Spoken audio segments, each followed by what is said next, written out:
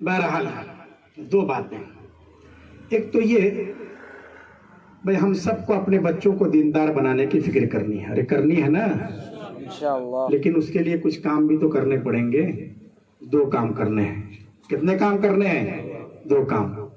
یہاں سے دیکھیے، آج کے اس پروگرام سے اس پیغام اور میسج کو لے کر جائیے، یقیناً آپ کا یہاں آنا بالکل ہی کامیاب ہے، جلسہ وصول ہے ہمارا، اگر یہ دو چیزیں ہمارے دلوں میں، ہماری زندگیوں میں آ جاتی ہیں۔ ایک پیغام لے کر یہاں سے بھی جائیں۔ آپ حضرات آئے ہیں، آپ ماشاءاللہ مدرسے کا تعاون کر رہے ہیں، مدرسے سے محبت کرتے ہیں، مدرسے کے لیے لے کر آئے ہیں، لیکن مدرسے کو صرف دے کر مت جائیے، مدرسے سے کچھ لے کر بھی جائیے۔ دو کام۔ پہلا کام یہ کرنا ہے، اگر ہم اپنے بچوں کو دیندار بنانا چاہتے ہیں، نیک بنانا چاہتے ہیں، کہ ہم اس بات کی فکر کریں، اس بارے میں خوب غور کریں کہ ہمارے بچوں کے پیٹ میں جو کھانا جا رہا ہے وہ بالکل حلال ہو، پاکیزہ ہو، 100% صاف ستھرا ہو، شبہ والا مال نہ ہو، سود کا پیسہ نہ ہو، کسی کا حق مارا ہوا پیسہ نہ ہو۔ اس لیے کہ یاد رکھیے، اگر سود کے پیسے سے، حرام مال سے، شبہ والے مال سے ہمارے بچوں کی پرورش ہوتی ہے، ان کا جسم بنتا ہے، ان کے جسم کا خون بنتا ہے، تو یاد رکھیے وہ جہنم کا ایندھن تو بن سکتے ہیں، ہماری اور آپ کی آنکھوں کی ٹھنڈک نہیں بن سکتے۔ اس لیے سب سے پہلے خدا کے واسطے اپنی انکم کے سورسز کو دیکھیے، آمدنی کے ذرائع کو دیکھیے۔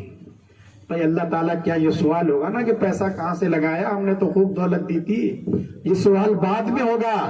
اس سے پہلے تو کہا جائے گا کہ تم یہ کلیئر کرو یہ پیسہ تمہارے پاس آیا کہاں سے، جائز طریقے سے آیا تھا یا ناجائز طریقے سے آیا تھا؟ کہیں ایسا تو نہیں کہ ہم نے بلا وجہ بینک سے لون لے لیا ہے۔ نوجوانوں کا دماغ خراب ہوتا ہے، وہ کہتے ہیں کہ گورنمنٹ نے اس پر صرف 1% یا 2% سود رکھا، انٹرسٹ ہے، اس لیے کوئی حرج نہیں ہے لون لینے میں۔ ہم اس کو گورنمنٹ کی کرپا سمجھتے ہیں، اس کا احسان سمجھتے ہیں۔